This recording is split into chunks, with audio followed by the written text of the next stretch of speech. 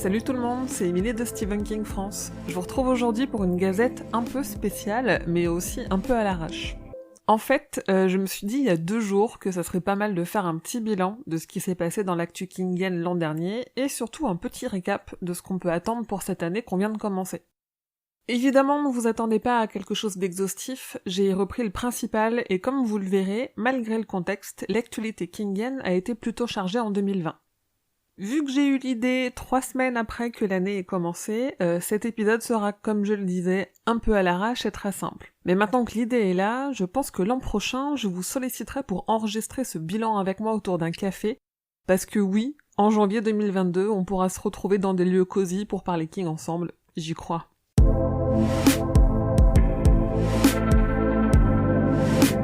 Dans l'actualité purement kingienne, début 2020, King a quitté Facebook et sa petite sœur Instagram, déclarant qu'il n'était pas à l'aise avec la gestion des fausses informations du groupe Facebook, et peu confiant en la capacité des plateformes à protéger la vie privée de ses utilisateurs.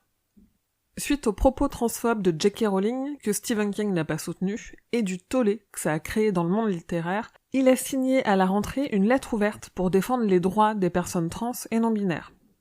Avec Tabitha, il a également offert 50 000 $ pour des aides alimentaires en faveur de personnes défavorisées sur une île du Maine, ainsi qu'encore 50 000 $ à un fonds pour une justice antiraciste dans le Maine. Et avec son groupe les Rock Bottom Reminders, King a repris le titre Stand By Me en faveur des librairies indépendantes et de la prévention de la propagation de la Covid-19.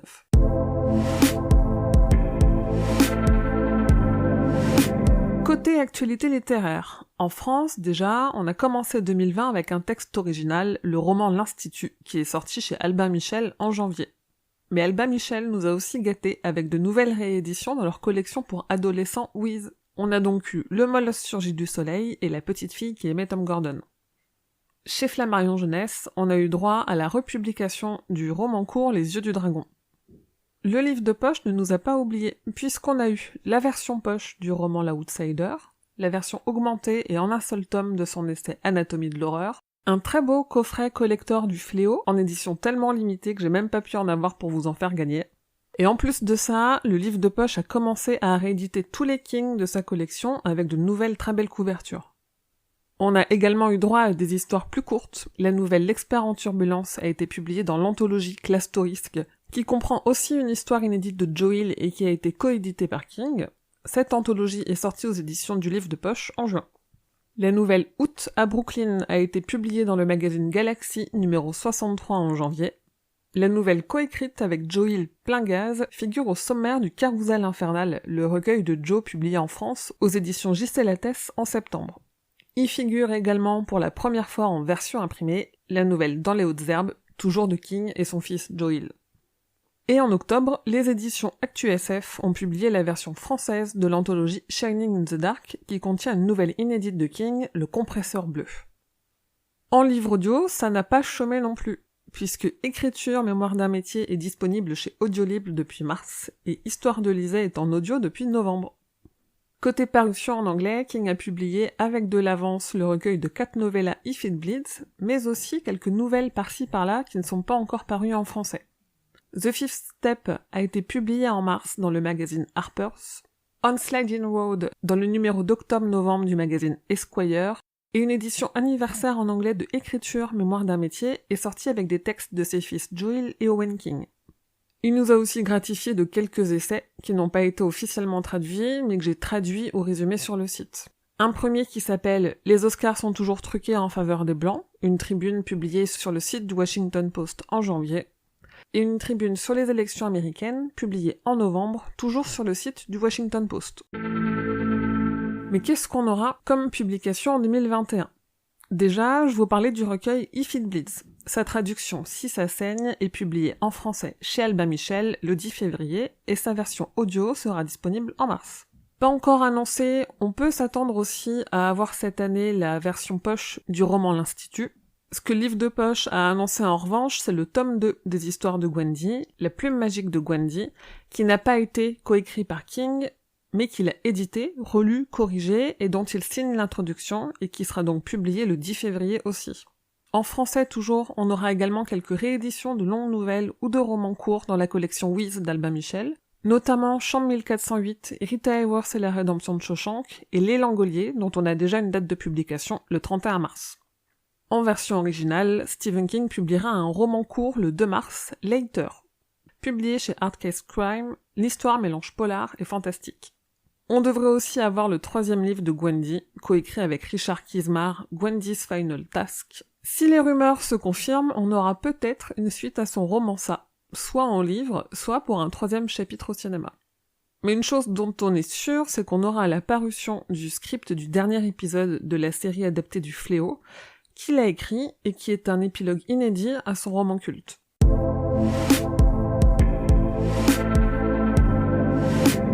Bon et alors, quid des adaptations ?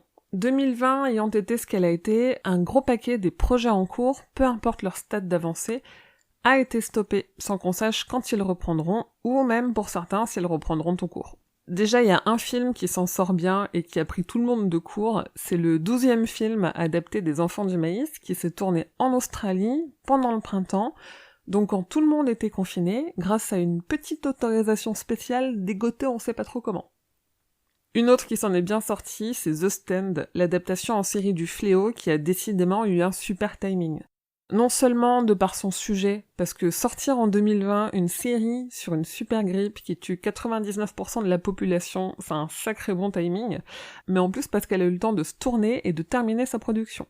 Elle est diffusée en France sur Starzplay depuis le 3 janvier, King y fait un caméo et il a écrit le dernier épisode, un épilogue inédit à son roman, ça je vous l'ai dit un peu plus tôt.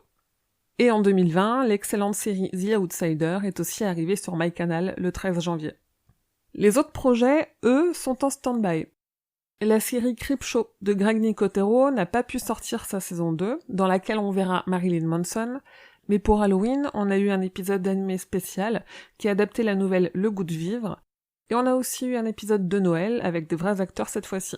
La série a déjà été renouvelée pour une saison 3, ce qui permet de tenir les équipes occupées en attendant de pouvoir faire la 2. Le tournage de Faces, la série adaptée d'Histoire de Lisée, dont le scénario est écrit par King, est aussi arrêté jusqu'à nouvel ordre. Et celui de Chapelwaite, l'adaptation de Celui qui garde le verre, le préquel à Salem, n'a pas débuté.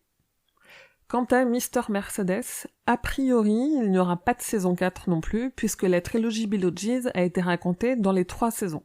Mais le réalisateur Jack Bender a peut-être quelques projets. Tout comme la série The Outsider, qui pourrait tenter elle aussi une saison 2 en adaptant Si ça saigne. D'autres projets ont simplement été abandonnés, comme celui de l'adaptation de Revival par Mike Flanagan, ou la série sur Hulu, d'après Les Yeux du Dragon. Amazon aussi a décidé d'abandonner la série La Tour Sombre, qui adaptait la jeunesse de Roland. La série Castle Rock n'aura pas non plus de saison 3. On n'a pas de nouvelles de la série adaptée de Sleeping Beauties, prévue sur AMC, dont Owen King, le fils de Steven, devait écrire le premier épisode. Pas de nouvelles non plus de l'adaptation de la nouvelle The Plant par Alexandre Aja, ni même du remake modernisé de Misery, qui était en développement en début d'année. En Blu-ray et DVD, on a eu droit à quelques sorties sympas quand même. Notamment les séries The Outsider saison 1, Castle Rock saison 2 et Mr. Mercedes saison 3. Évidemment, on a aussi eu des films, Ça chapitre 2, Bazar en version longue mais en anglais, Dr. Sleep et Sac d'os avec Pierce Brosnan. Sur les planches, Shining et Dolores Claiborne sont redevenus des opéras, et l'essai Guns et le roman Rage sont devenus une comédie musicale pour sensibiliser à la violence par arme à feu, dans les écoles notamment.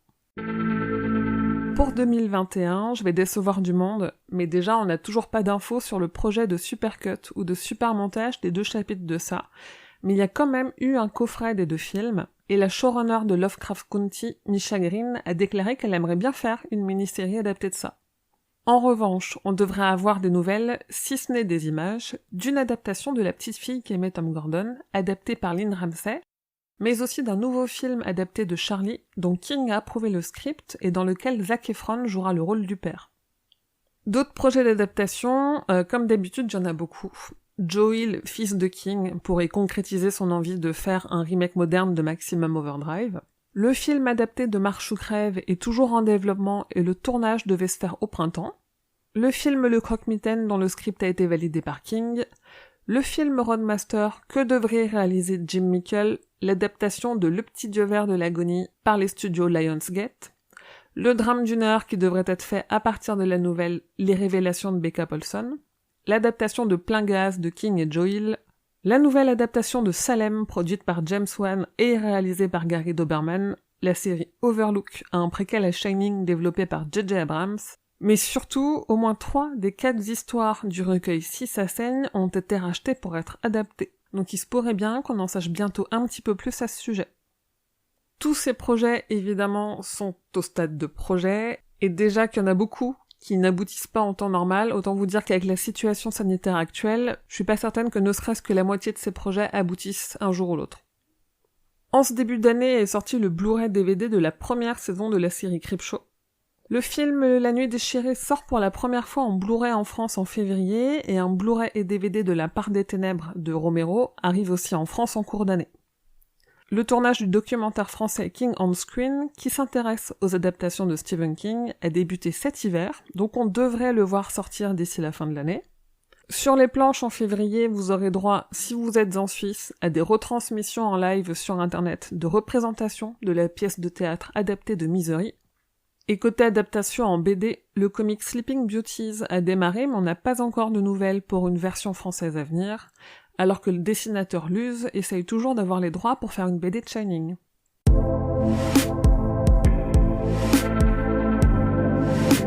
Et pour terminer, je ne vais pas vous faire un récapitulatif de tous les produits dérivés, y a un tag dédié à ce sujet sur le site, je vous invite à aller voir si ça vous intéresse.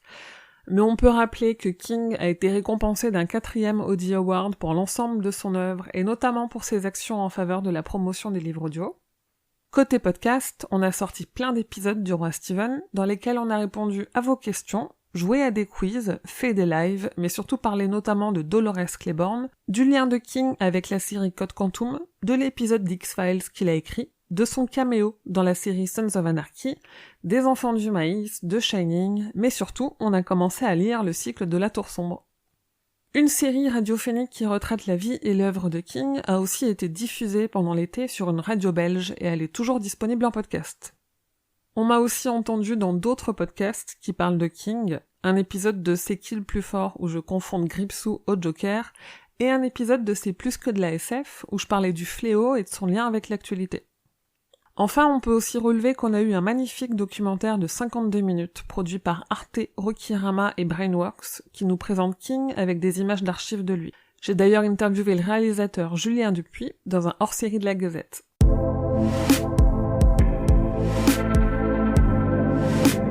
Et voilà, j'espère que ça vous a plu et que c'était surtout digeste. C'est un peu dense, alors ce que j'ai fait, c'est que j'ai mis sur le site stephenkingfrance.fr le script de ce hors-série de la Gazette, et sur toutes les informations, j'ai mis les liens vers les news pour que vous puissiez aller creuser les sujets qui vous intéressent. Pour le reste, n'hésitez pas à venir me parler sur les réseaux sociaux, je mets tous les liens en description de cet épisode. Et si l'épisode vous a plu, je vous invite à me laisser des étoiles et des commentaires sur votre application de podcast, parce que ça permet à la Gazette d'être plus visible. Vous pouvez aussi soutenir et encourager mon travail en donnant des euros sur Tipeee. En contrepartie, vous pourrez recevoir des stickers marque-page et un tote bag. Encore merci de votre écoute et de votre fidélité, fidèles auditeurs et auditrices. Que vos journées soient longues et vos nuits plaisantes.